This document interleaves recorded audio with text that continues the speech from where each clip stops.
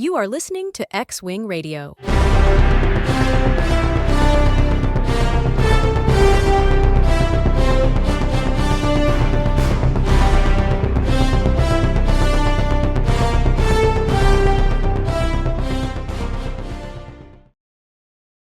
Welcome back, all you defective clones. I'm David, that's Wesley, and you just tuned in to X-Wing Radio, your bi-weekly broadcast from a galaxy far, far away. David, I don't know if it's a good idea to insult our audience. Well, I do it every week, so... That's fair. We do it every week every other week by posting. Every other week. True. David, okay, so I wanna before we do anything, I wanna question you on a topic real quick, right? Mm-hmm. How would you feel, right, if you woke up one morning and you looked at your phone and then first notification on your phone said Kathleen Kennedy is retiring? How would you react? Well, that's the thing. Did she say that, or are people just reporting that? I'm just curious how you would react to that. Like every other Star Wars fan, my reaction would be, finally! And that would be right? I mean, like, it would be. I mean, come on, who wants her in this role? She does. Yeah. Now, well, that's fair. Now, David, you already made this comment because I was going to bring up the hypothetical of how would you feel after knowing she apparently is retiring and then waking up to a notification saying, actually, it's all a hoax. She's not really retiring. Because that's what happened earlier this week. Like every single Star Wars outlet was reporting on the fact that Kathleen Kennedy was supposedly going to be retiring. And then, like, I don't know if it was a couple hours later or if it was a day or two later, they all were like, oh, wait, no, actually, she says she's not retiring at the end of this year. So, although I think what I did see, let me pull this up real quick. It says that she says she's not retiring, but she is looking for an eventual succession plan and someone to take over. So she may not be retiring as of this year, but apparently she is looking towards leaving. So, I mean, she's like, what? I mean, she doesn't look that crazy old, but I think she's what, like 90? She's kind of like got that dark side energy that keeps her youthful for longer. I think she's low 70s, somewhere in there. Yeah, so Younger 70s. She's a little older than like I think you would guess off of her picture, but I'm gonna look it up because I'm curious. Maybe high 60s, but it's somewhere in that range, I think. Yeah. Well, because think about it, she's been in the industry, like she was a part of Lucasfilm when they were making the original trilogy. So like she's been in the industry a long time, so she's got to be up there in age. Yeah, I mean, you know, yeah, she's 71. Yeah, that's kind of that's about where I figured. Yeah. So I mean, like, you know, like you said, she's been around for a long time. I mean, she's been with Lucas, she's been with Spielberg, she's been with a lot of like big names in Hollywood for a very long time. But, you know, she's still kicking, and we wish that she would stop not living, just producing. She should go retire and enjoy her family. She's getting to a point where she's not gonna have much. I'm gonna stop. I'm gonna be mean before I know it.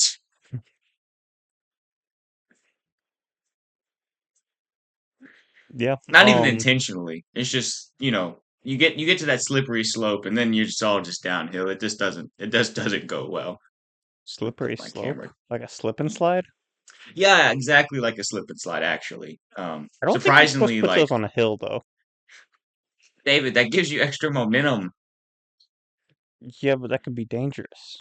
David, no, the fun outweighs the risk. Okay. No. What See, you do what is you you take need... the slip and slide, and you have it on this long incline, right? And at the end, you have this little shoo. So when you go woo, zoom, and you skyrocket off into the sky. but you also need to cover the whole thing in dish soap, so you get even more slippery. Yeah. Okay, fair enough. Fair enough. Yeah. I don't know what this has to do with anything. Okay. But what I will say is that It's apparently Kathleen Kennedy is not retiring. So that's a little disappointing. I mean, who knows? Maybe I want to fling myself into the ocean on a slip and slide. But, that might be a slight overreaction. I'm not entirely sure yet. I'm still weighing out the options. if we get But, another acolyte, then that's not off the table. yeah, well, I mean, the thing is like, okay, so I think I saw Star Wars Theory reacting to the stuff talking about it. And he was like, we can't discount the fact that she is a good producer. Or, okay, she has her name tacked on a lot of good things. Mm, And she has, in her time over Disney Star Wars, she has made good things too. But the fact that she's been over it and we've had so much good and bad, because I mean, like, okay, not even so much good, but we've had some good and a lot of bad and a ton of mediocre. It's like there's obviously a common thread. She may have let like the people who wrote Rogue One, she may have let them do stuff. She may have let Mandalorian season 1 and 2. She may have let those seasons kind of do their own thing. I mean, it may not even be necessarily that she is in and of herself the problem, but the way that she's leading the company, I guess, is more so the way that is seen as being a problem. You know, so because she's the one that's over Lucasfilm. She should have vetoed the whole idea of making a trilogy with having three different directors, yes, three different writers who did hmm not collaborate whatsoever and didn't go into it with an overarching plan. yeah, She should have definitely, vetoed that idea. yes, Also, the fact that the Acolyte was kind of like from what again, I I'm going to preface this because I have not done a lot of research into it, and it might just be people who are hating on the Acolyte and want to blame her. But apparently, the Acolyte was kind of one of her baby projects. Hmm. She was kind of invested in it, so I don't know necessarily how true that is, but there's also that. But even still, she's ultimately responsible for greenlighting all these projects. Yeah, she's definitely responsible for for what has been produced.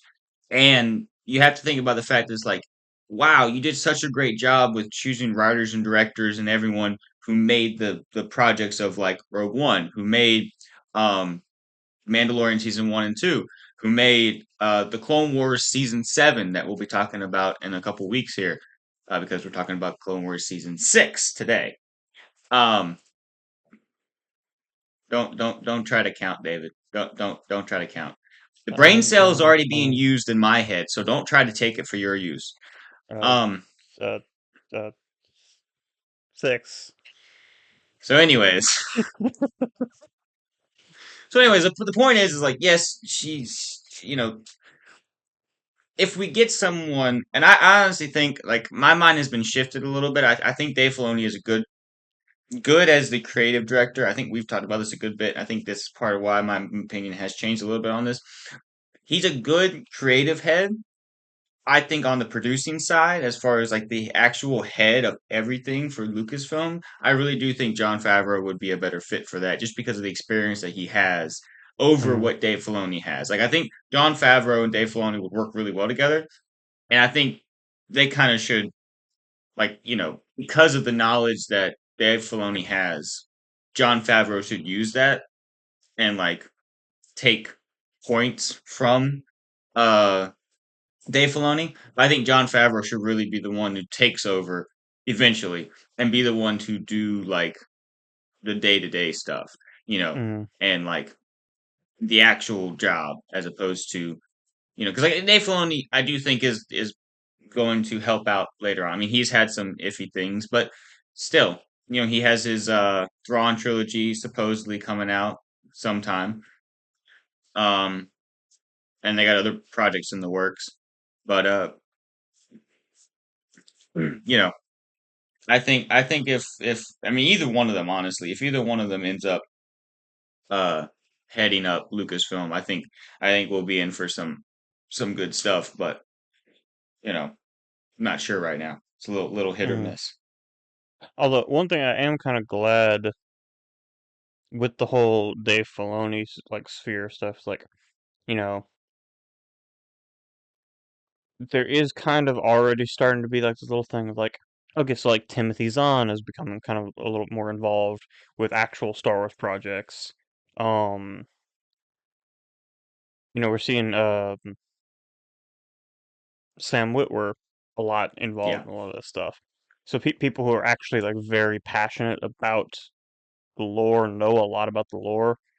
Hmm.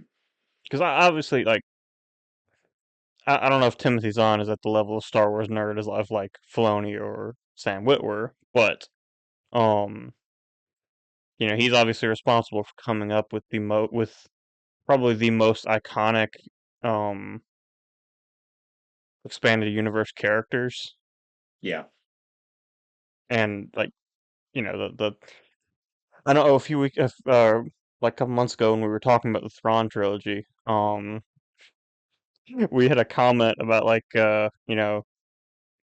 baby's first EU novel, which, to be fair, it was. Well, okay, we talked about the Plagueis novel before that, but still, we are just getting into like a lot of the EU Yeah. books. Hmm. But still, it's there's a reason that when I was thinking of expanded universe novels or legends novels, the Thrawn trilogy is like the first thing I thought of. Yeah. Well, it's also a thing of like it's not necessarily a 1-to-1 ratio, but if you have someone like Timothy Zahn who wrote such a amazing trilogy Hmm. within the Thrawn trilogy, I doubt, as far as storytelling alone goes, that he would be that far off in being able to help write or advise the writing of a screenplay. And Like I know, obviously, they're two different things, and you kind of have to mhm. approach them a little bit differently. But at the same time, like the key element is storytelling, and Yeah, Timothy Zahn is clearly good at that. and So also that's one one thing that's thing. honestly been lacking so much from Star Wars is a clear, good story. Mhm. But obviously, one thing that I think Timothy Zahn was good at was taking those existing characters and writing those characters. Hmm. Like one problem that I know we've talked about in the past with the actual with the sequel trilogy we got is the fact of the characters like Luke, Han, and Leia. I don't feel like were written as those characters. Yeah, It was like, okay, we have these characters, but we want to fill this certain niche, so let's just put Luke in the grumpy old man niche. I yeah, don't know if that necessarily fits Luke's character.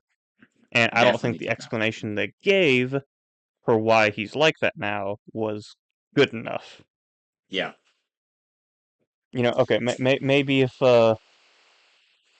maybe if Ben had actually turned to the dark side first, like actually turned to the dark side, and then turn the entire Jedi Academy to the dark side, and they all tried to kill Luke Skywalker. Maybe that would have been the catalyst, but and that would have been just a very small tweak, and it would have made a better catalyst for Luke being a recluse on an island on Octu. Like, yeah. you know, There was, and I think it goes back to what you were saying earlier about how Kathleen Kennedy signed off on a trilogy that had three different directors who were not going to collaborate. mm, And that's an issue. I mean, you have an overarching story, and I mean, honestly, I have plenty of problems with The Force Awakens, but to be fair, J.J. Abrams threw up a pretty decent movie. And there could have been things if the rest of the trilogy had been better that would have made that movie work better. But because the rest of the trilogy sucks, while that's probably the best one in it, um, you know, it still fails, it still falls. But it's because the story doesn't make a whole lot of So, sense throughout. And especially when you tie it into what we mm, know of Star Wars. Like you're talking about the characters not really lining up with who they are supposed to be. mm. So that's here. The thing is, like, okay, you can have a trilogy directed by multiple different directors. Look at the original trilogy. You had George Lucas Exactly. directing A New Hope. You had Irvin Kershner directing Empire, and Richard Marquand, directing Jedi. Um, and it worked because you still had that ultimate creative head of George saying there, Hmm. standing there saying, "Okay, this is this is what happens. This is kind of my vision for it." And Yeah. Irvin Kershner over here kind of takes it and, okay, I see what you want to go with here. But let me handle this scene, and I can make it what you want. Yeah. That is why we ended up with the original trilogy. Um, Exactly. so it can work, but you still need to have that George in the background, actually pulling the strings, like Palpatine. Um, Hmm. Yeah. Yeah. You're definitely right on that. So we all started this with Kathleen Kennedy, and we can finish it this little bit off with Kathleen Kennedy. Um, you talking about having that creative head. You talking about having that person pulling the strings. Well, right now, the person pulling the strings is Kathleen Kennedy. And mm, honestly, not many Star Wars fans are happy with her vision for Star Wars. Obviously, there's a huge divide amongst Star Wars fans because, of all the content that's come out, and some people like it, some people don't, and if you like it, you suck. If you don't, you suck. You know, there's so much divide. It's just media. I understand. Like I love Star Wars, but if you don't like something, you don't have to hate on it necessarily. Like sometimes we do that on here, sure, but like you don't have to watch it. But but as a Star Wars fan, it would be nice for what's coming out to be watchable, to be enjoyable, because that's what we want. There's the plenty of stories thing out there, the but we'd thing like to see is things that would be entertaining.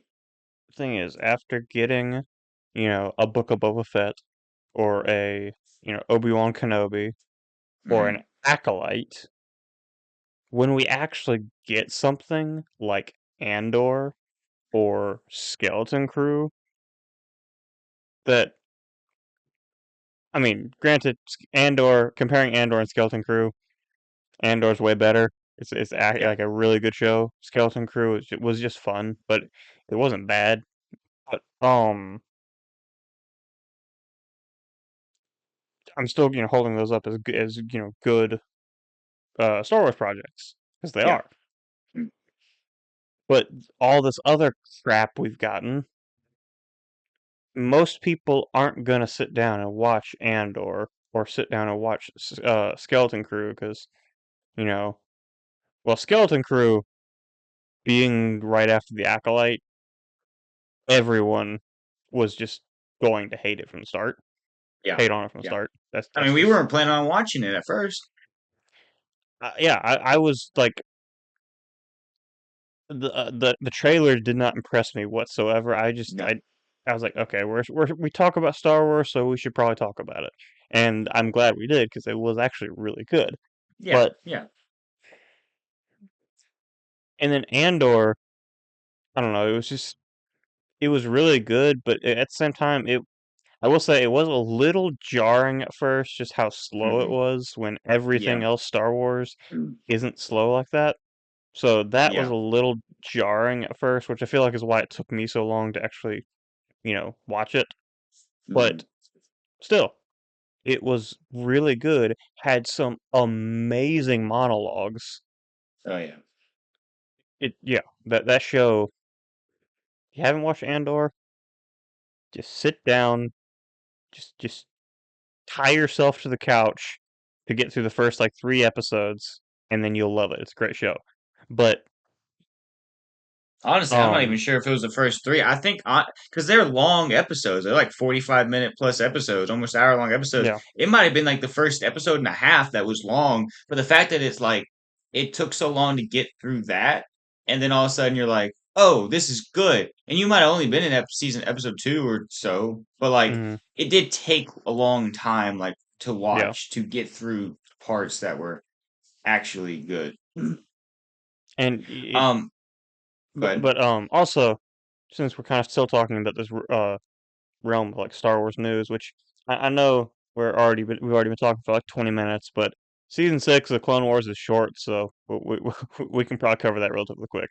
yeah. Um, but um, season 2 of Andor is coming out in May.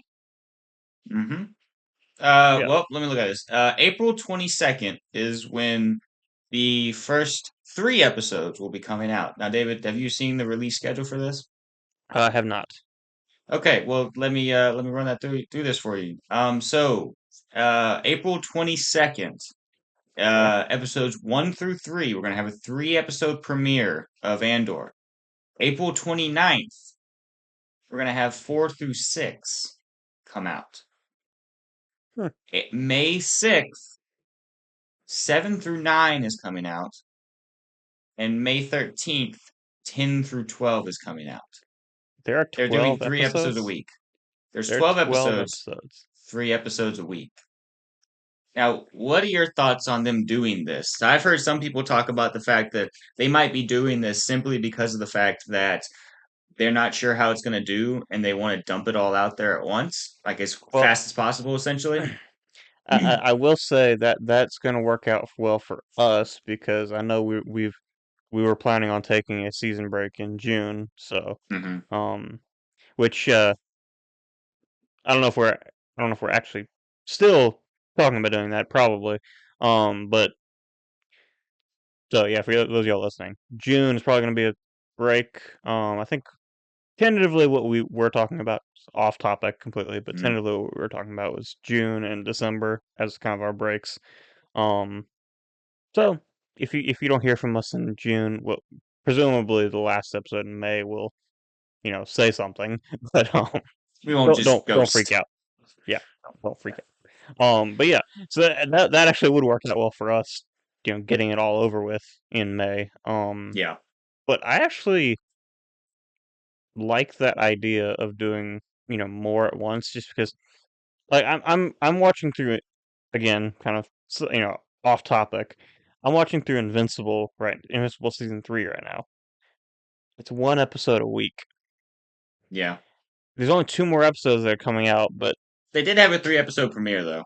they did have a 3 episode premiere, Hour long episodes. Hour plus and long then like episodes. I got through all those, and then it's just like it feels like it's kind of dragging by because like Have to keep I actually around, started waiting around for watching Thursday. the most recent one today because it came out Hmm. yesterday. Um, I haven't finished that episode yet, but I had to watch the previously like segment because I was like, okay, where are we now? Yeah, Because I have a friend at work who talks to me about it, and he's like read the comics, so he kind of knows like where they're going with stuff and mm, everything. It's just a matter of like actually getting to see it, and so like he'll talk with me about it. And this past week, before this week's episode came out, we were sitting there and talking about the episode that just came out because I had caught up to episode 4, I think it was. This week was 5. And I was sitting there, I was like, now wait a minute, what happened in episode 4? And then I got the recap from this last episode because I was like, I think I'm caught up, but I'm not entirely sure. And I mm, watched the recap from this past one. I was like, oh, okay, so that was what episode 4 was about. And like, you're right, it does, especially when you had the 3 episode premiere. It got all that content in one fell swoop, and then you had to wait a week to get one episode, and now mm. we're having to wait another week to get. And you're like, I remember bits and pieces, but like, what specifically is going on? Oh, is this Although important? I You will know, say when season 3 first came, because between season 2 and season 3 releasing, I read all the comics. mm, So when season 3 aired, I'm just like, okay, hang on, where are we now in the timeline? Oh, we're here. Okay, Yeah, you gotta back your mind up a little bit. yeah, because Yeah, I'm just like, because I already know what like happens like way further down the line, yeah. The and end game. I'm pretty sure I know where this season is head, like the Climax. finale climax of the season, Mm, um, which I thought it was gonna be one thing, but it looks like it's probably gonna be another, mhm. and then the other one might be four, Yeah. season four's climax. I But think my goal between season 3 and 4 is to read all the comics. That's going to take me yeah, a long time, but I wanted to do it beforehand. But the past it's been a year and a half ish, maybe a year since mhm. Invincible season So, 2 came out, but you and you still have you still have my Compendium 1, which I do I still need to give it back to you. yeah, which everything in that has already happened in the show. So, Isn't that basically season 1 mostly? and 2, season 1 and 2. Okay, okay, Um, okay. and then I have a feeling the second compendium is going to be seasons 3, 4, and 5, and then the third is probably going to be 6 and 7. Okay. I'm Okay. assuming they could probably milk 8 out of the comics, what they have in the Mhm, comics, but I'm assuming they're probably going to shoot for like 6 or 7 mhm. seasons. Yeah. But David, I do want to make this one thing. I know we're hitting about 30 minutes here. We did mention the fact that season 6 of the Clone Wars is short, but there are some things that we do need to get to within that. That being said, though, I do want to make this comment before we get too far removed from Star Wars news. Do you know what is special about this year pertaining to Star Wars? pertaining to Star Wars, well, there's one thing. Mm-hmm. Care to elaborate? Well, you see, 20 years That's ago, that's never when David goes. Well, you see, you know you're in for a long explanation, and it's not going to make any sense because you can think about 5 pauses in there, and they're going to be about each 20 minutes long. Well, you see, well, you see, what happened tw- is. uh, but no, Oh. this year is the 20th anniversary of Revenge of the Sith, Yeah. which I'm assuming is what you're getting at. But Yes, that was exactly what I was getting at. I'm surprised you got to the point so quickly. speaking about Revenge of the Sith, don't you think it's weird that the clones just randomly turned on the Jedi? I wasn't done yet. You're trying to segue. I'm not done. Okay. All right. Well, on apparently it was April 25th is when you're getting ahead of me. For once, you're being a little too fast. No. But on April 25th, apparently, is when Revenge of the Sith is going to be returning to theaters. Which, David, did you end up going to see the 25th anniversary of New Hope? Not New Hope. That would be too many years few. 25th anniversary of Phantom Menace. No, but what I was about to say, you and I were born the same year the 25th anniversary of A New Hope was in. Yeah. Anyways, so wrong start to a trilogy. Well, if you did or didn't, that doesn't matter too much. We need to go see. Sarah's planning on going to see this one with me. We're planning on taking Ellie. It'll be our first theater experience for Star Wars. So you should come. We're making a whole event about it. But I am petitioning. David, have you heard how long the uncut version of Revenge of the Sith is? Isn't it like 5 or 6 hours or something? It's about 4 hours.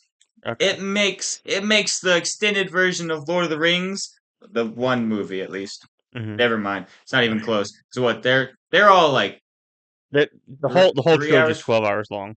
Oh, good. Then it makes one of those movies look like child's play, but only one. It makes the whole trilogy look But gargantuan. also I want to see the uncut. that opening sequence where they're saving Palpatine. Mm-hmm. In the whole space battle thing. Hour. They land on the ship. That whole sequence is an hour of the movie. Yes, I want to see. I want to see. They got to release a uncut version on the 20th anniversary. If not the 20th, I'll wait another 5 years. But you got to do it sooner rather than later. I'm sure the footage is just rotting itself away in uh, Disney. All right, David, go ahead. Segue us over. Well, see, the interesting thing about segues. I'm gonna push you off of one. Anyway, but yeah, like I was saying earlier, don't you think it's weird how the clones just turned on the Jedi in Revenge of the Sith, like without warning? Like, they're supposed to be like their best friends or whatever.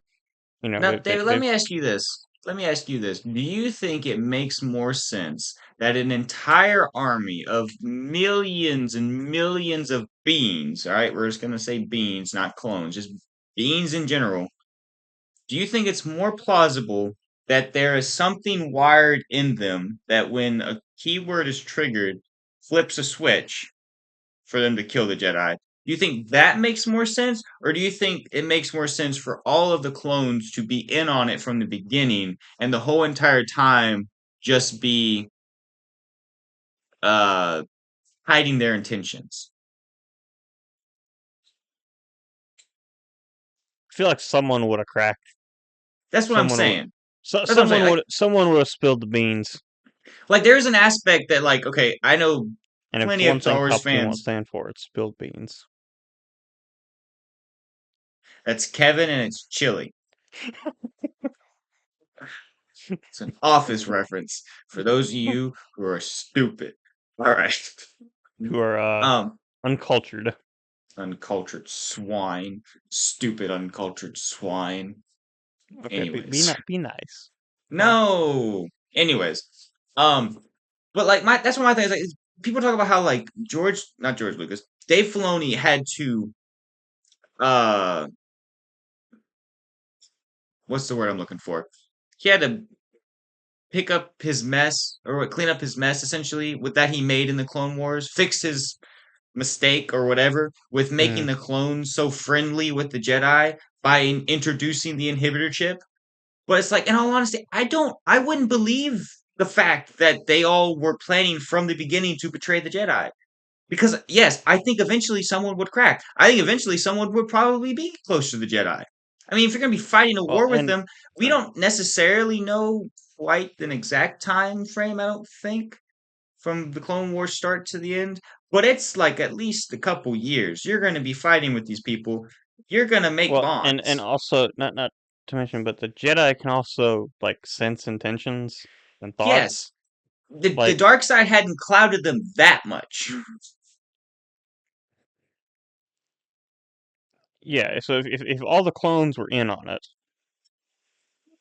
although Commander Fox, maybe, That's fair. but if all the clones were in on it, yeah, there would have the Jedi would have figured it out. Yeah, and the fact that all the clones, essentially, what we see in Revenge of the Sith, all the clones did betray the Jedi. They may not have all had to be in on it, but they would have all had to be willing to kill the Jedi. And I think that if they all were clear-minded, had their own free will essentially in this choice, even if they were loyal to their commanders who were running their platoons, I doubt that there wouldn't have been some people, some clones, who wouldn't have been willing to kill the Jedi. Mm. So I think honestly that the inhibitor chip makes a lot more sense, and it's a pretty easy fix for the whole thing. You hear a keyword, it triggers a thing, and now you know, even for a brief minute, all you're thinking about is killing the Jedi. Because Mm. that's the thing is like we see that later on in Bad Batch. It's not like clones later on didn't end up regretting it. They Mm. just for that brief moment, that's how they were wired. They were wired to kill the Jedi. Yeah. So okay. So of course, what we're talking about jumping into season 6 of the Clone Wars, which again is only 13 episodes. So the first 4 episodes are an arc.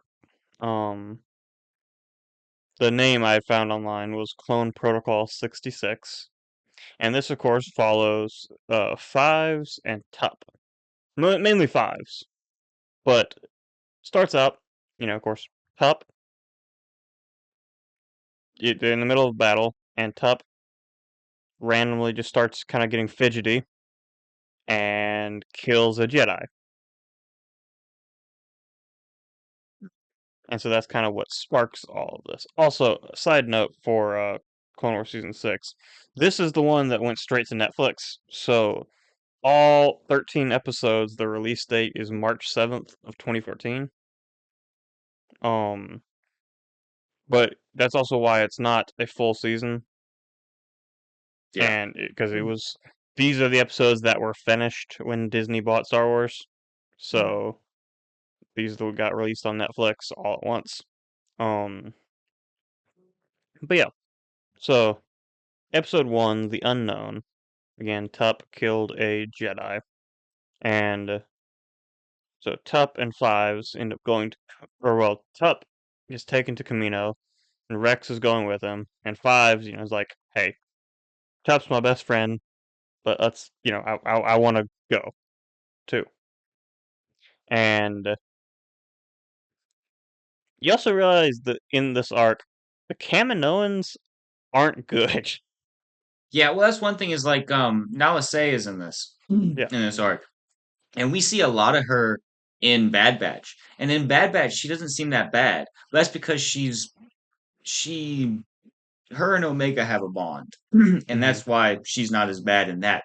But here she is full on. I mean, she's trying to cover up everything here because Kaminoans are in on it. Mm-hmm. I mean, the Kaminoans, sure, Sifo Dyas might have been the one to come to them, but like Dooku and all that, like there was more to it, and the Kaminoans know about it. Like they're aware of this fact, I don't know if so they're I trying to don't cover it know up. if they know like that Darth Tyrannus is Dooku, but they know to contact Darth Tyrannus and Well, I think even Sidious. Nala Se, yeah, I think she even has a transmission with Sidious at one point, Yeah. talking to him about everything. So they're linked in with the top, of the Mm-hmm. Sith chain. Like they are doing their will essentially. Mm-hmm. Um, and one thing that's a common thread throughout this, and I mentioned this to Sarah. Well, she asked me. She said, "At what point did the Jedi realize that Palpatine was evil?" Because I mean, like honestly, you look at him in the show, he don't look that like he looked a little creepy anyways. He looked like he probably evil, like just his Mm-hmm. face and everything. And she was like, "At what point did they figure out that he's evil?" I said, "Well, you know that part in Revenge of the Sith where Anakin goes to Mace Windu and says, 'Hey, Palpatine's a Sith Lord.'" I was like, it's about around that time. Like, honestly, they don't see it coming that far ahead. Like, obviously, in the movie, they go send Anakin to spy on the Chancellor because they don't trust him, right? Mm-hmm. So there's issues, but they're not necessarily sure what's going on because so much has been clouded around the Jedi, and that's a whole lot of what happens in this season. Like Honestly, it. all of Revenge of the Sith, if there had been somebody smart in these episodes here, could have been avoided. They Mm, could have figured out the inhibitor chips. They could have figured out, who Palpatine was the Sith Lord. Like, there's a whole lot that if the Jedi, well, and that's there the was thing a too. lot that clouded their judgment. But Shock anyways, T was trying, yeah, which that's one thing you're kind of glad about. Like, even though you know Fives isn't able to actually like fully convince her of everything, yeah, like she's still somewhat this voice of reason in a lot of these episodes.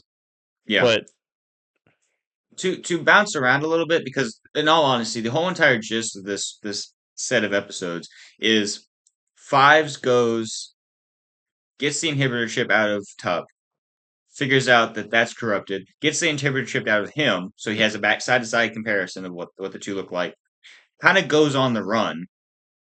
Um, Then Shakti ends up convincing him to take all of this evidence to the Chancellor.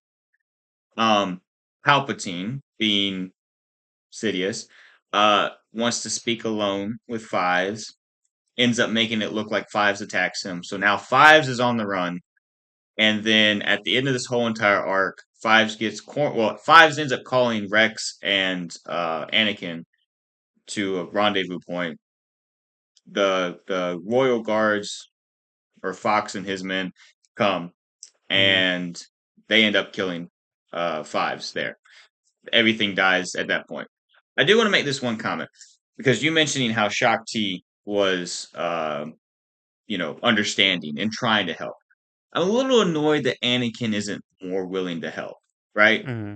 Like I think a lot of it goes back to the fact that he is somewhat close to the Chancellor because some of the stuff that's happened with Fives deal with the Chancellor, and he may be a little close to him.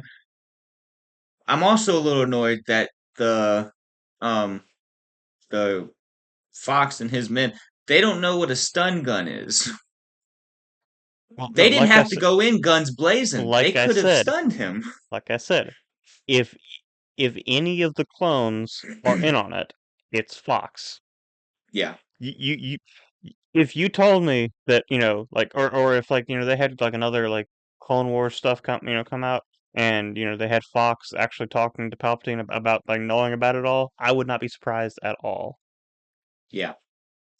I mean, I yeah. mean, You yeah, Well, also with how closely Fox was with I mean, he was. They weren't the royal guard per se, but they were Palpatine's guards or whatever. You know what I'm saying? yeah, They were always at they were always at the chancellor's office. You yeah. know. Um. But yeah, it's like you know, and if it is a thing where maybe Fox is a little underhanded and maybe on Palpatine's side, there's that. But it's also like Fives gets cornered. He grabs a gun. It could have been very easy for them to stun him and take him Hmm. back, but they don't do that. Um, but obviously, all this to say, we learn as an audience, we learn about what's going on. Fives actually completely cracks the code.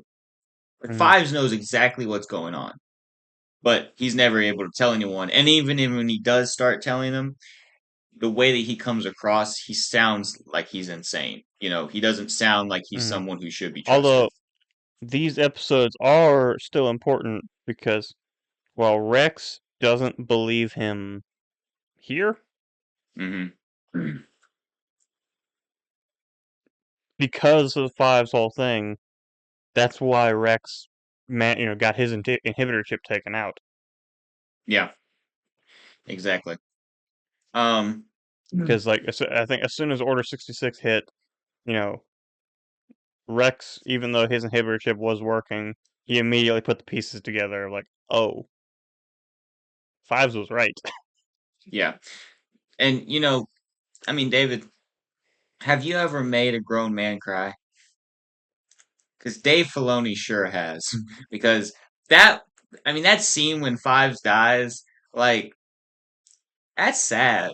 Like And this season gets kind of deep with some stuff, mainly with the first 4 episodes. But like, but it's also like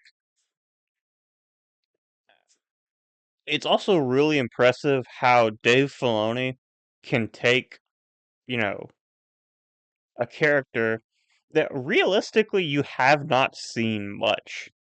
mhm. Like what? There might be a dozen episodes that have Fives in it. I feel like Fives is a little bit more well known, along like Rex, as opposed to like Tuck. Yeah, but still, like Yeah. it might be like a dozen, maybe like 15 to 18 episodes with Fives. Mhm. But you're still rooting for him. You Well, still like also are attached to this character. we've seen Fives from being a cadet till his end. To being an ARC trooper, and then yeah. Yeah, we've seen his whole everything, and this is how it comes to an end. Now, David, it's such a true statement, and it's always forever going to be stolen from the Dark Knight. But you either die a hero or you live long enough to become a villain. One thing that you kind of see in these last seasons of Clone Wars is the characters and clones that you've grown to like throughout the series don't make it out of the Clone Wars. I think Mm, Fives is the last one that we got to know from the 501st that hadn't, like, Five is the last one. But we had like all the ones from what's that, season 1 episode? mm, Uh Heavy died in that episode. We had the other ones who died. Which one was the one that died on uh with General Crow on the ship? Which one was that? um, I don't remember his name. Wait, hard case. Hard Case. Yeah, so Yeah. Hard Case died there. We have Tup. Echo. Echo has died Technically, as of last season. That's true. technically, he comes back, but But as he far as we know, he he's dead. as far as we know at this point in time, he's dead. Echo died last season, on Mm, the one with the prison. mm, Um, and then Tup and Fives in this arc here. The mm, only one that doesn't make it out, and I was telling Sarah about this, I said the only clone who you really are attached to in the Clone Wars that doesn't die in the Clone Wars is Rex. And because of season 7, we know where he's at.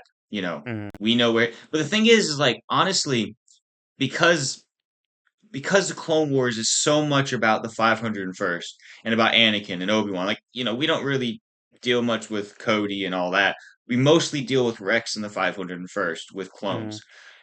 But then you see what they do in Revenge of the Sith. You kind of have to take all the characters that you like Okay, like, and not let them be in that.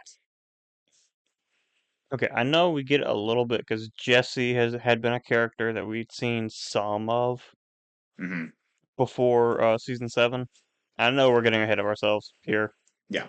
but like even Jesse, who we kind of like we don't get as much as like Fives or some of the others, or Yeah. Fives or Echo, but like even Jesse when when he's like you know fully like good soldiers follow orders, like Mm.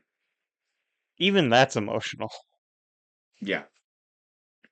But But could you imagine if it was Fives or like Echo or someone in that position? yeah. That would have been hard to I mean, watch.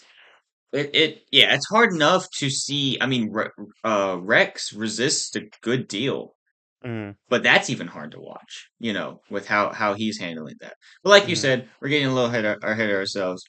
So, let's maybe head on over to our next arc here, um, with Clovis, Rush Clovis.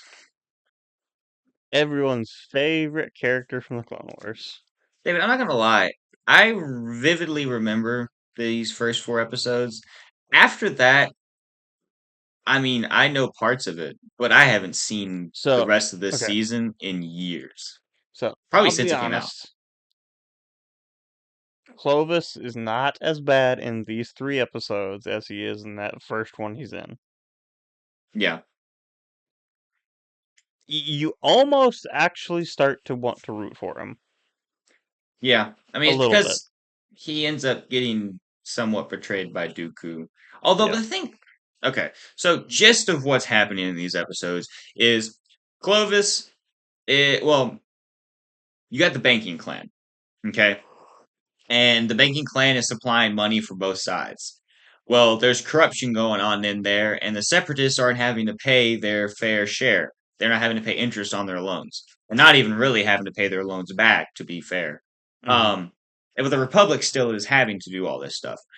Well, Clovis wants to expose that corruption, also expose the fact that the banks are kind of broke, and then in doing so, he ends up becoming the head of the banks there. Hmm. Um, and then the way that he got to find those files, that evidence, was because of Dooku. And then because Dooku put him in that place of power, he uses that to his advantage. And long story short, it makes it look like Clovis is with the separatists still, and not just in the best interest of the banks. Now, my thought with this is obviously Dooku does end up like blackmailing him essentially. I don't know why Clovis couldn't just, after getting the evidence, gone and been like, yeah, so Dooku gave me this evidence. Um, he wants to use me, but instead, I'm just going to be upfront with it, give it to you, say, hey, here's the evidence, and then go smoothly from there. Because you know, I don't know why Dooku necessarily supplying the evidence would have been that big of a deal. Do you care to play devil's advocate and help me figure out the why it would have been a big deal if he told him Dooku had given them the evidence? Like told in the right way, at least. I mean, at that point, Dooku's basically snitching on himself. Like, Yeah, it's like, hey, Dooku just came to me and gave me all this evidence. I mean, it's evidence, you mhm. know. I mean, I Also, guess maybe for his one thing look, that but I kind of want to pick your brain about, maybe a potential headcanon idea. my brain no picky. So, Clovis mentioned being raised by you know, some wealthy people from the banking clan. Wonder if we had these same thoughts. So, what if this household he was raised in, this Muan household, was actually Hugo Damask's I'm not household? gonna lie. I was waiting this whole entire arc to hear the name Hugo Damask or Damask at all. Because I Mm-hmm. was like, oh, just drop the name somewhere in there. Because I mean, okay, so in this season, I've seen videos about it. So okay, two arcs later, I think. Um, the last arc of this season, Yoda's on his quest, right? Mm-hmm. And in the part of his quest, he comes across Darth Bane and Mm-hmm. references Darth Bane, completely canonizing Darth Bane, and in some way, shape, or form, kind of canonizing Revan. Now, obviously, I know Revan's been canonized by what's happened in Rebels, but you kind of get that stumbling block of okay, now we're getting things going here. Mm-hmm. So they did that. They canonized Darth Bane. They could have just said something along the lines of Damask, Hugo Damask. Obviously, we know Plagueis is Or canon. Damask Holdings or something. Mention like, Damask, some. but it's like we know. Obviously, yes, the tragedy of Darth Plagueis the Wise. But there would be so much more going into even just a reference in the Mm-hmm. Clone Wars. But that didn't happen. Uh, do I think Clovis was raised by Hugo?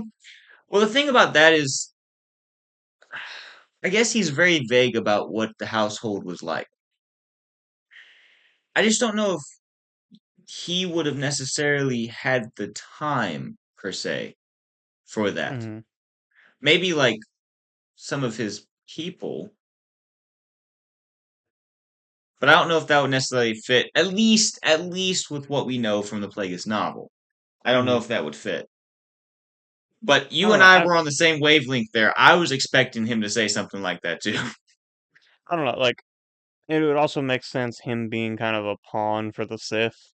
Like, hmm even though he's not like knowingly a pawn for the Sith. Like, you know, Yeah, no, I definitely agree that that would be basically him being raised yeah, for this role. What yeah, he didn't know it, but yeah. Um, there's not honestly a whole lot to this arc that's really important, but I do want to make this one comment. Um, so obviously, per the last uh Clovis arc, in this one we kind of get the love triangle that is Anakin, Padme, and Clovis. Um, Now, there's a point where Anakin or Obi-Wan goes to Anakin and is talking to him about his feelings for Padme essentially. He's not Mm. going to say it outright. He's not going to he's just kind of beating around the bush, right? So question. I have an answer, but I want to know what your thoughts are. Do you think Obi-Wan knew to the extent of them being married about Padme and Anakin? Follow-up question. How far do you think that knowledge went? I think from what As I far as like remember about when some I of the ask as far as sorry, when I ask how far do you think that knowledge went, I'm asking more like how many other Jedi Masters do you think knew about this too? But continue. so I think Obi-Wan knew by the time of like season 7. Hmm. Um Obviously, he knew like just from that moment, he knew something was going on or something had been going on even at this point. Yeah, I don't know if he knew quite that, they're married, yeah. but still. Um but I also don't know if any other Jedi would have known. I believe. Okay, I think you can kind of tell, and like kind of vaguely looking back on it is kind of where I'm getting this from. I think as the seasons go on, you see Obi-Wan become more and more aware of what's going Yeah. on between between That's why I Anakin say and between but or by season 7 he yeah, knows.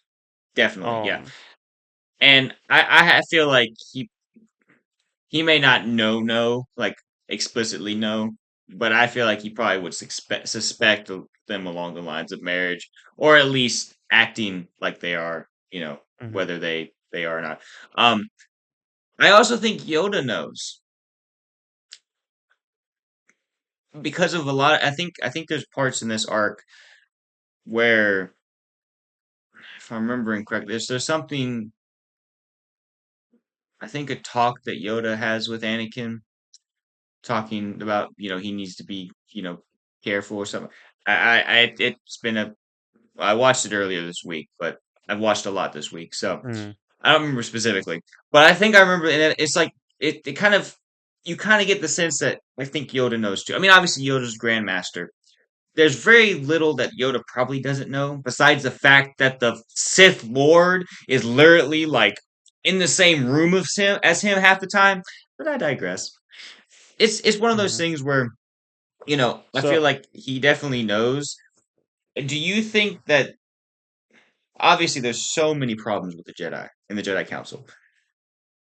Do you think that it was good for Obi-Wan and for Yoda, assuming at this point that Yoda does know, for them to not say anything or do so anything about this? I heard a theory about this. So I actually heard this like just a few days ago about Mm-hmm. like speculating that like most of the Jedi on the council knew, Mm-hmm. but weren't going to say anything because, well, for one, well, two reasons, but uh, they thought Anakin was kind of keeping it hidden. Maybe not necessarily that they knew that they were already married, but knew that there was something going on there. But that Anakin was keeping it hidden because he didn't want to, take a general away from the war effort, especially like the face of the Republic, pretty much. Yeah. Um, and then also I feel like the Jedi Council, if you want to buy into this theory, the Jedi Council probably also kind of had similar, aspirations to that, to that effect of like not wanting to, you know, during the war do anything because Anakin's like the face of the army of the Republic. Yeah. Um, but I feel like, or but the kind of the theory goes like, they were hoping after the war that Anakin would, you know, kind of by himself leave the order so that he could marry Padme. Yeah. So if That's you look at it interesting. like that, it might be interesting to think, and that's also why they didn't give him the rank of master, because they knew, or a lot of them thought, didn't think he was going to stick around, whether Yeah. him leaving by his own accord or them having to force him out. Yeah. That's interesting. But basically that theory is kind of like most of them knew but didn't do anything about it because of the war. Yeah. I wonder if maybe it's looked upon similarly, whether they would have like done this knowingly or not. I wonder if they did it similarly to like how so after the events of like Knights of the Old Republic video game, Hmm. Revan and Bastila get married. And the Jedi allow that, and they let. I don't know if Revan ends up going back to the Jedi. I know Bastila, I think for a time did either that or they were offered to, and they were Hmm. going to be like, essentially, we owe you a debt of gratitude because you saved the galaxy, you saved us, so we're gonna overlook this one small thing, But like, don't do too much more because I think they ended up like having some things wrong. Um, so I wonder if it's maybe looked along those lines, like you mentioned, with them seeing it as not taking a general away from the Clone Wars. Also he's done a lot. Let's maybe kind of look at it as like we'll just sweep this under the rug because maybe it's not the most important thing right now. Hmm. Um, but that is interesting. I had never heard that and hadn't really thought much of that. But I know it's definitely one thing that you see in these episodes. Um, Like there's so much set up for Revenge of the Sith, and I know Hmm. that's the point from these episodes. But like you have the inhibitor chip arc, you have this Clovis arc, which seems kind of just nonchalant, but it really gets into Anakin's darker side. I mean, there's a point where he starts beating up on Clovis, and then he all of a sudden just stops, and he's like, "I don't know what came over me," and it's like there's those uncontrollable bursts of rage that are going to end up getting him in trouble, and Hmm. end up getting him in trouble. Um, and eventually that's just going to be all it is. Um, Now, moving on to the next arc, what do you have to say about this? It's probably the least annoying we've seen Jar Jar. Yeah. Also, I don't know quite how I feel about the fact that in these two episodes it's kind of like implied that Jar Jar has a relationship with this like queen or whatever. It's like, Where they make out in the first one, yeah, it's like that was weird to watch. what is why? Why Like, do we okay, need this? I'll say this: the Clone Wars animation's not bad. It definitely looks better. Well, actually, it's been a while since I've seen season 7, but I remember it looking better in season 7 than it has before. But that being said, it's never looked that great. But kissing in animation, not a lot of times they don't look right. Like it doesn't look quite right, Especially and when like especially when they're not humanoid yeah, I was or about to they're say humanoid. when the characters' heads are not like anatomically human, it Yeah, just it, like there's other times that there's like I don't know, Anakin and Padme might kiss or something, but this was just it's just okay. uncomfortable. It was very, I mean, Jar Jar kicked his foot up, so he felt sparks, but I felt like I wanted to throw my TV into sparks. I don't know where I was going with that. There was a joke. There was a joke. I'm a joke. There was supposed to be something behind that, but One thing I did find kind of interesting is it almost obviously they didn't go this route, but watching this first episode, because oddly enough, this is the only I think this is the only time we've gotten an actual part one and part two in Clone Wars. yeah. Well, I don't know about in Clone Wars as a whole, but I know for this season that's the only time. I think you're right, Like though. where the episodes are actually called part one and part two. I Um, believe so, but keep talking. I I don't I'm gonna remember look. some of the earlier episodes. Then we might have gotten one or two before, but it's I not think you're right, actually but that common. Most of the time when we get a 2 episode arc, they have unique names. But this is yeah, actually the disappeared part one and part two. they were Um, out of ideas at that point. but it almost feels like in part one that we could have gotten in it almost seems like we could have spun this a different way to introduce Abeloth. Oh, you it is crazy how much on the same wavelength we are in this. You're talking about Clovis and being Hugo de Mass's son. I was legitimately thinking the same thing I was like, they need to introduce Abeloth with all this.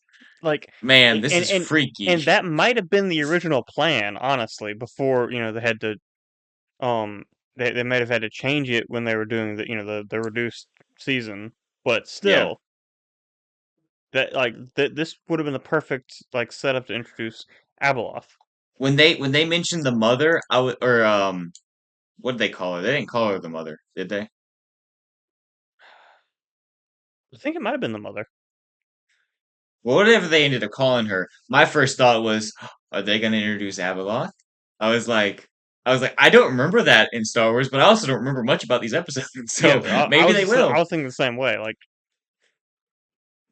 But disappointment. These episodes just turned out to be the whatever the mother or whatever they ended up calling her was literally just a wish. Mother Tausa. Yeah, So now did the sword later on that Mother Talzin uses to fight Mace Windu briefly, was that the one that Marinette Morgan Elsbeth. Morgan, Yes, haha, that's her name. That's the yes, one she used. Okay, I thought it was. I just wasn't 100% sure.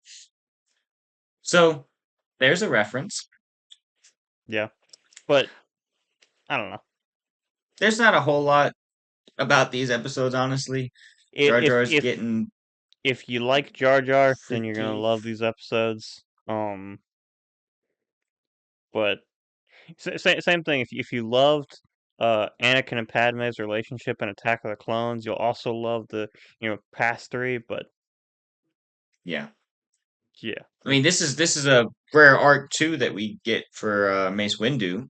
We don't have many, if any, of those. Maybe one. maybe yeah, Anyways, yeah. very rare. So But now he ended up getting paired with Jar Jar, so it's as forgettable as Jar mhm. Jar. Now this third arc, or sorry, fourth arc, sorry. Um, so this is the Yoda arc, the last 4 episodes. So I just want to preface something kind of interesting. So in the first episode, Yoda starts hearing a voice. Qui-Gon starts hearing Qui-Gon's voice. Um, and he brings this up, but think about this episode for a second, Hmm. because the rest of the Jedi Council, like, literally jump to the conclusion that Yoda is like, starting to like Go have insane. dementia or something. Like Yeah. the Well, the big one is Mundi is the one that ends up like really hammering this point home, and I find it funny because I was like, it Yoda, and they make this comment, and I don't know if it's Obi-Wan or Anakin jump, right? It might be Obi-Wan, but it's like they make the comment, oh, well, he might be hearing things, or maybe the Sith are clouding his mind or sending him thoughts or this or that, and everyone's like, wait a minute, you mean Yoda, the Grand Master, the Jedi Grand Master, who's been training and mastering the Force since, like 900 years ago almost. You think he's going loony? Like, come on. mhm.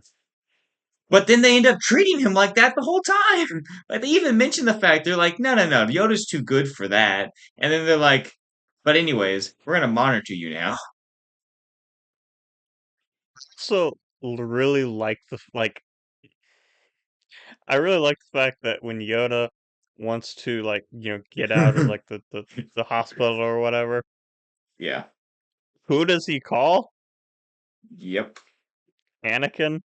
And then when Anakin is like, well, won't they be upset? He's just like, well, yeah, but you're gonna take the fall for it, so. And he's like, you're used to this. Yoda is very funny, like in Mm. general, but he's definitely funny in this. Mm. They show that side of it. Now, I do want to make this comment about it too. At this point, so the whole entire arc starts out with them finding um uh well, I'll get there eventually. All I'm thinking is Sabayoth. It's not the right guy. Oh, It's it's late. you had to say something, and now I can't. You were supposed to Sidious Let's Sabayoth. start Sifo-Dyas. Sifo-Dyas. Yeah, so they end up finding Jedi Master Sifo-Dyas's ship, Shuttle, the yeah. one that he apparently died on. And that ends up sparking a search. And they end up down the rabbit hole of finding out that Dooku essentially got him, or Lord Tyrannus is the one that they found out got him killed through yada yada. Anyways, but there's a point where the Jedi Council ends up finding out who initially made, requested the clones to be made. Mm. And Yoda makes this comment.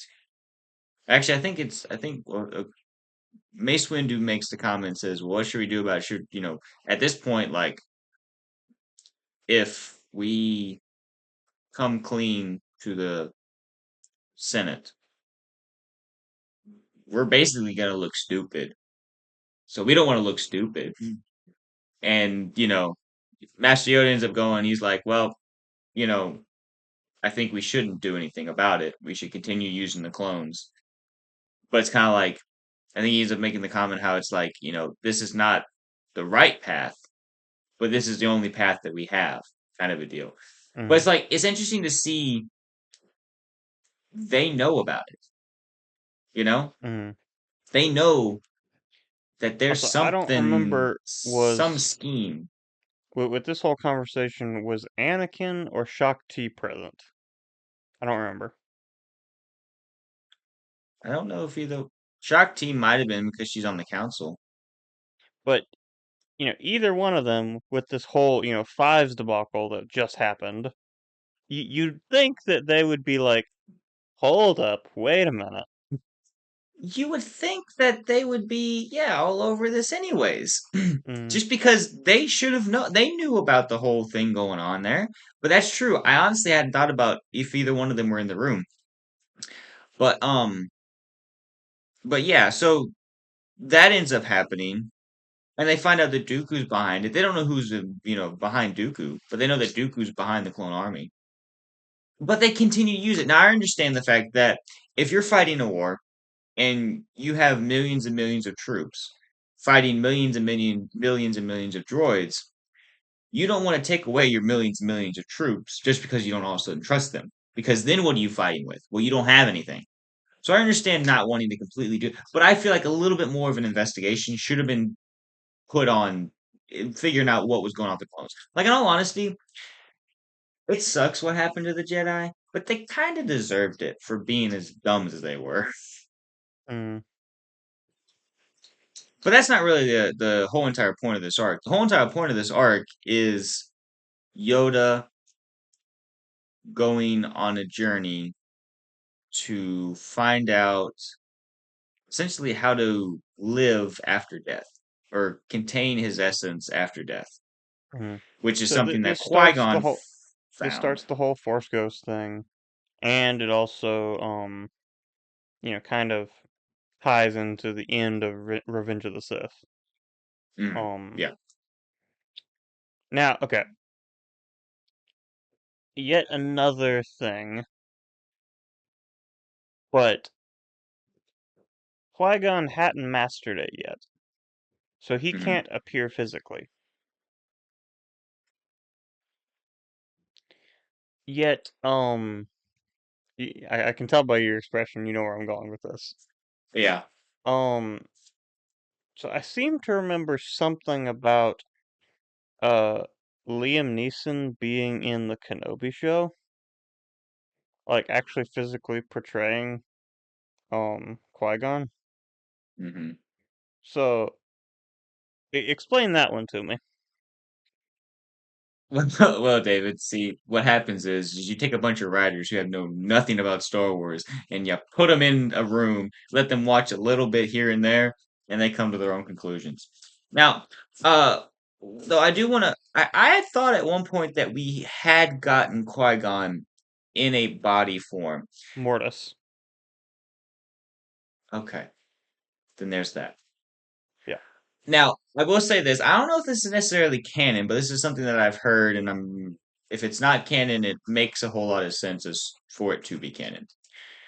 Um, but essentially where like a Force ghost, so Ben Kenobi, right?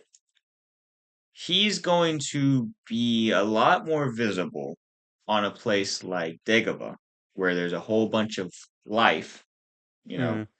than a place like Hoth, where it's a desolate wasteland. Now, if that's the case, where essentially like your signal's stronger in a place where there's more life because, life, the force all kind of tie together, no life, no force, kind of all that thing, Hmm. then that would make sense. But there's literally no way of explaining why there would be a force ghost on Tatooine in the middle of nowhere with a guy who did not end up completing his training to become a Force Ghost and is not able to turn into a ghost. Like he's just an So essence. okay. Let's jump back to Mortis really quick. So, do you think that that was actually Qui-Gon? Like, actually Qui-Gon's Force Ghost on Mortis? I don't know if I watched the Mortis arc when we talked about it last time. I don't know if I remember watching it, So, okay. but probably not. Well, okay. But it So, could have been because it's a different realm. that's what I was saying. So, okay. Again, a lot of the stuff that happens in the Mortis arc, you never really know if it's actually, like, is that real? I don't know. Yeah, But, could have been with Qui-Gon, you know, appearing physically, because Mortis is literally, like, made of the Force. yeah. So, I mean, the Mortis gods are the embodiment of the Force, so yeah, so that's a I feel pretty like if powerful if place. Qui-Gon, having not been able to complete his training, were able to appear anywhere, it would be Mortis. Yeah. And But so essentially that go ahead. so given that, like, okay, maybe if there were other places in the galaxy that were really strong in the Force, but again, that's not Tatooine. Yeah, exactly. Tatooine is literally the last place that a Force Ghost would be having needs to show up on. Unless you're, Leia and Luke in the sequel trilogy. Because then, well, we don't know Star Wars anyways. Well, and apparently, Force ghosts can actually hold lightsabers. Yeah, that's true. I So mean, David, you and I both grew up playing Lego Star Wars: The Complete Saga. I mean, so if They that's the have case, ghost lightsabers. if that's the case, then why don't we just have an army of undead Jedi to solve all our problems? Well, I thought this is what they were gonna do in Rise of Skywalker. Wait, Yeah, yeah, isn't that how it should have ended? I think I that's think in it how is. it should have Also, ended. there's a fan edit of it too. Yeah. like the actual thing. But how it should have ended, definitely they did do the thing. I think technically there is a no, maybe not. I don't know. I yeah. There's a lot about Force Ghosts that I don't know. So maybe we should make an episode about that at some point in time. Mm-hmm. But um, but yeah. So that's what. Well, actually, technically, Yoda by the end of this just so Yoda ends up going to a place where he comes in contact with the Wills. Mm-hmm. Now, David, tell me what you know about the Wills. Well, I do know they've been a part of Star Wars lore since the very beginning. Mm-hmm. Because Yep. for those of you who don't know, the original name of Star Wars Episode 4: A New Hope was The Adventures of Luke Skywalker as taken from the Journal of the Wills, Part 1: The Star Wars. No, actually, no, it was Part 4: The Star Wars, actually. Yeah. Then George got halfway through saying that, and people had already left the room, so he decided he should condense it down Yeah, to two words. Star Wars. Yeah. Yeah. So yeah, the Journal of the Wills. So I was talking with Sarah about it last night because we were finishing up watching. Well, I was finishing up watching it, and she was just kind of along for the ride. So I think of the way I kind of think of the Wills, and there's a lot about the Wills that I don't know, but the way that I kind of think about them is it's kind of similar to because I don't think the idea of like the Journal of the Wills never necessarily ever like left canon. Mm-hmm. I think that was always the way George kind of saw it because it's always a long time ago in a galaxy far, far away, you know. Mm-hmm. But I think it's the thing of the Wills think like Marvel with the Watcher. The Wills are there; they can observe, they know what's going on, but they not maybe necessarily can't interfere, but they don't interfere. Like it's not necessarily like they don't it doesn't matter to them what happens. Now, balance in the force does matter, but Mm-hmm. like I think it's along the lines of like maybe they kind of are the force essentially. But like, they're there, they're watching, they're aware of what's going on, but they're not necessarily a part of things. Also, an interesting thing too is that apparently they were once people. Didn't know Because, that. well, this arc, like Yoda's like talking, ask them like is it possible like live after death or whatever, and they kind of hint at the fact that they're all Force ghosts. Hmm. I will admit to the fact that um I didn't have a crying baby sitting on the floor in front of me while I was watching these, but I did have one that was screeching a lot. So I got what I could out of it. I ended up putting the subtitles on because between Ellie screeching and making her noises, adorable, but very distracting.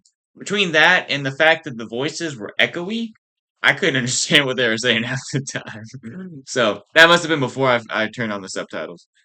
Um, Let me see. I just real quick because we're good on time. This is the canon side of what the wills are on Wikipedia.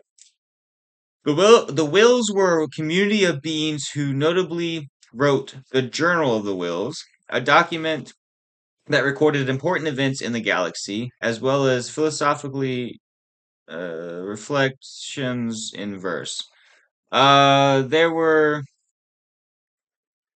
shamans among them, one of whom taught the Jedi Master Qui-Gon Jinn that the ability to retain one's consciousness after death required absolute selflessness.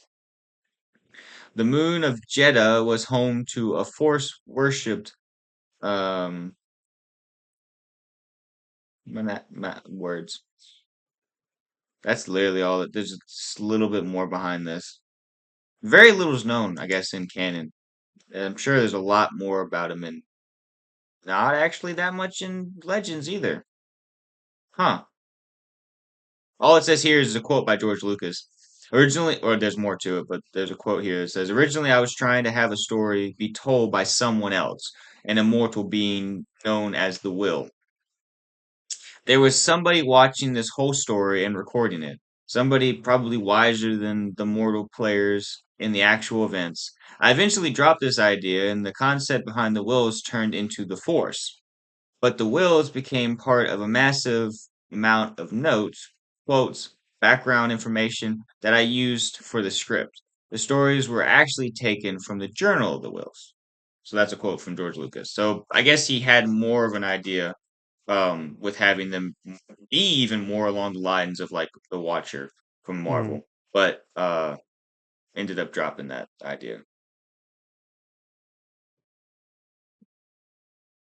Yeah, But it is anyways, interesting.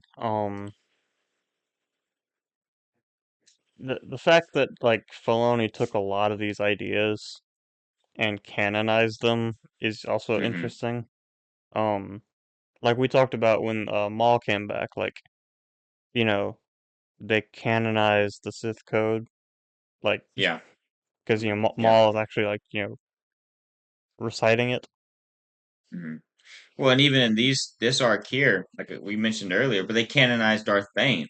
Mm, Darth Bane is now canon because of this arc. It's just a very brief mention and scene that has him in it, and not even necessarily him, but like but it's like Yoda knows who Darth Bane is, and so that's interesting. And like it's one of those things where there's so many cool things that Star Wars could get into.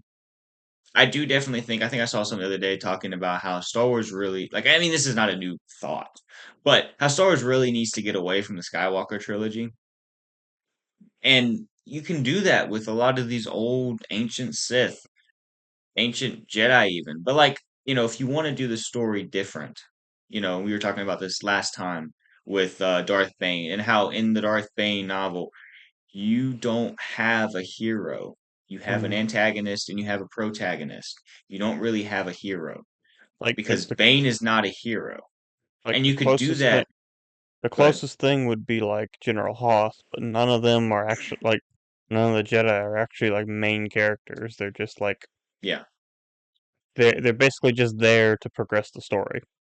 yeah. And it's one of those things where it's like if you want to do something new in Star Wars, people have talked about doing a Vader movie. Like, sure, it'd be cool to see a modern take on Vader between the time of Revenge of the Sith and New Hope. But like, honestly, we've gotten a lot. I mean, we've got a lot of Vader because of like total amount of screen time. But like, you know, get away from the Skywalker saga. Go back a little ways. Tell us some old stories.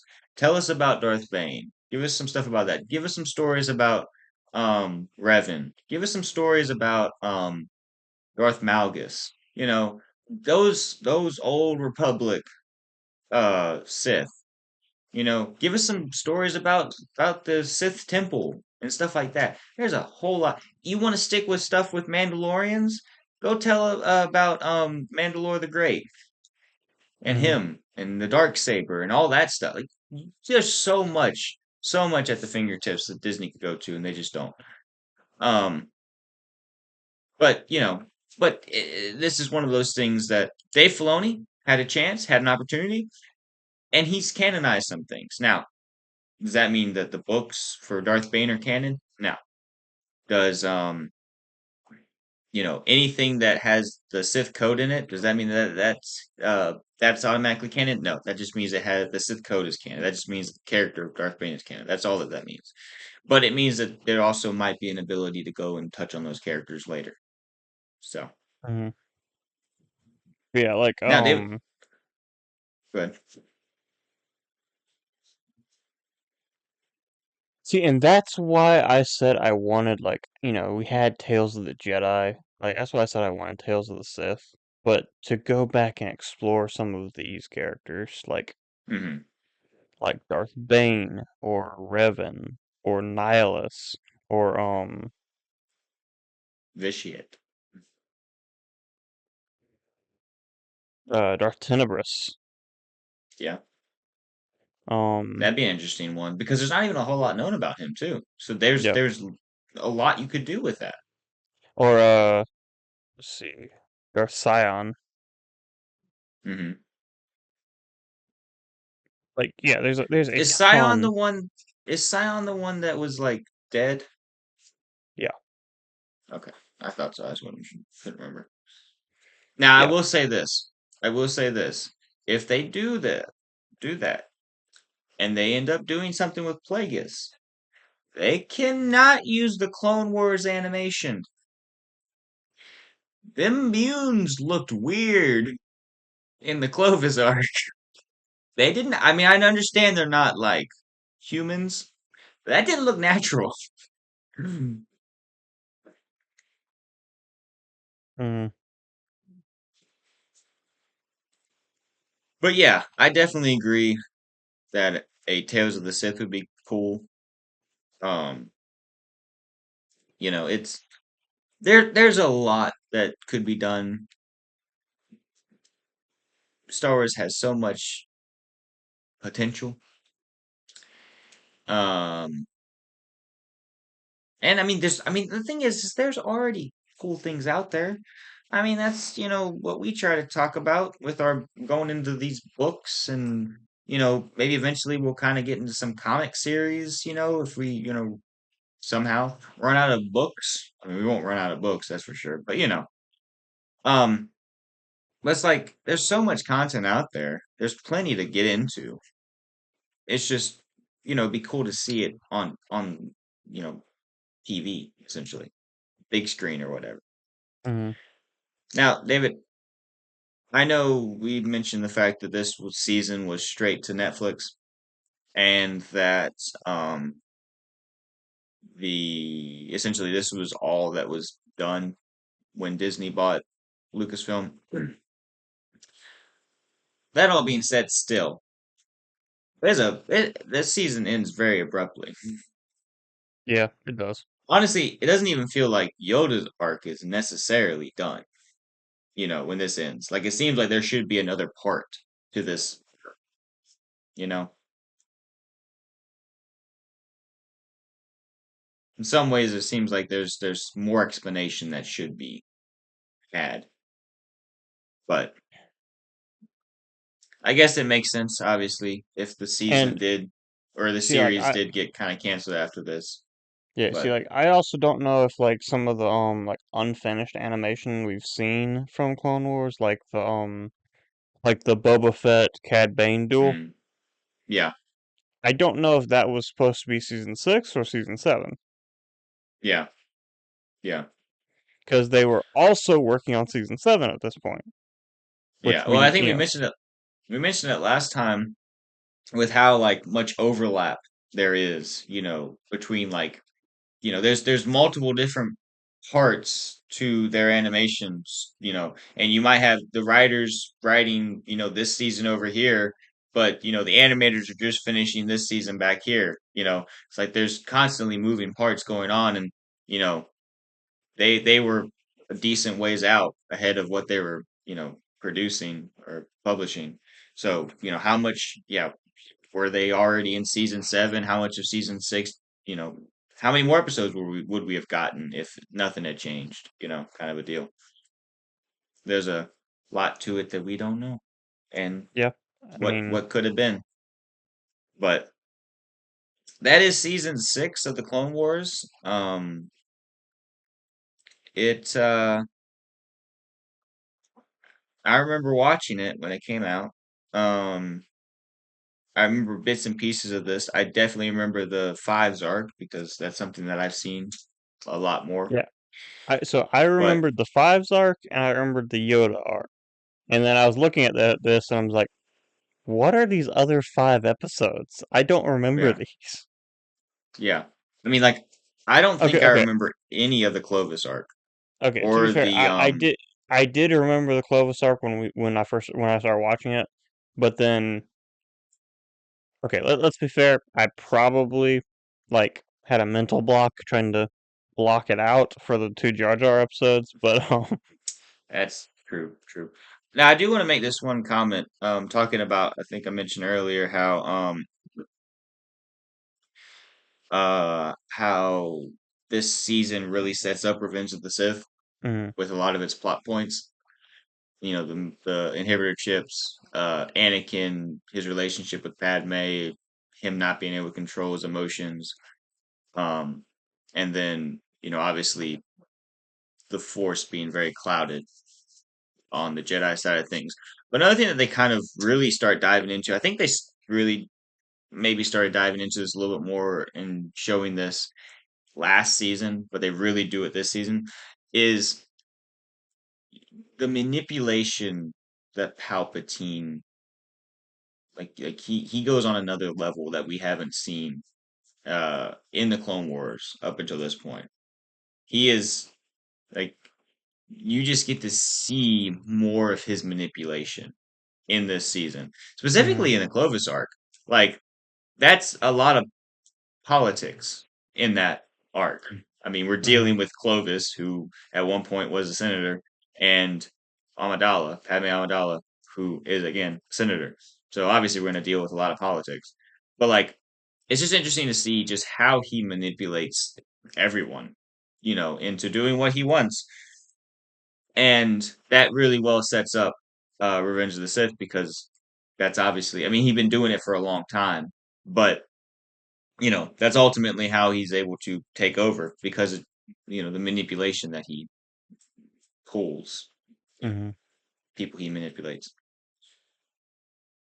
David, are you falling asleep on me? Oh, getting there. Yeah, I can tell. Well, I mean, you're such a lively soul normally. So, I can tell when you're tired.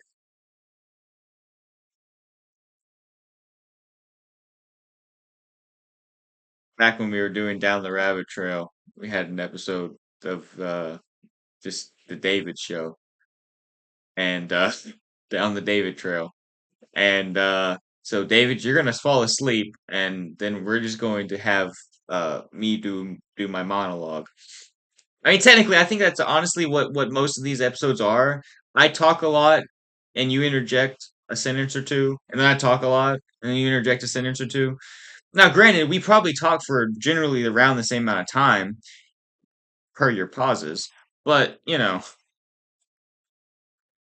mean, I don't know. I have to collect my thoughts, but there's not that much to collect.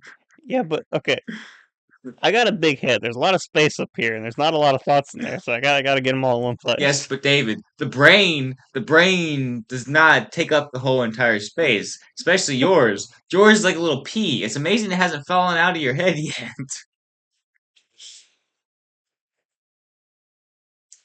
Anyways, we've been talking for a while, so I think we're good to wrap up if you're good. I mean, obviously, we mentioned the fact Clone Wars season 6 is 13 episodes. It's not a lot to talk about, and honestly, while there's concepts to talk about within the season, there's not that much like on the all over to talk about.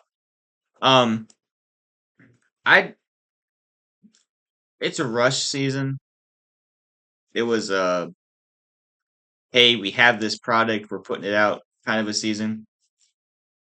That's not doesn't mean it's not good, Mm-hmm. but it's definitely a season that's lacking. Obviously, it's lacking a couple episodes, but what you gonna do? But not a bad Make more season. episodes. Definitely something to watch. Um, if you get the chance. Oh, I just clicked over to season 7. They definitely did the animations is better. It is better. I didn't know if I was just, misremembering or what. It definitely is better. Their animation is good. Um for season 7. But we're not talking about season 7. We'll get back to season 7 at a later time. David, final thoughts. Collect them. Um, it's a good season. Go watch it. And if you haven't been caught up with Clone Wars so far, go watch the rest of Clone Wars and then watch season 6. And we'll be back to talk about season 7 at some point next month, probably. Yep. Yep. That sounds good to me. Well, with that, we appreciate you tuning in to X Wing Radio and sticking all the way down to the end. If you liked the episode, leave a like on the video, or whatever platform you're listening on. And leave a comment if you have any thoughts that you would like to send our way. As for that, subscriptions always help. So, have a great night, day, morning, whatever you're doing. And we will see you in next time. This is podcasting. I still hate you for that. You gotta stop.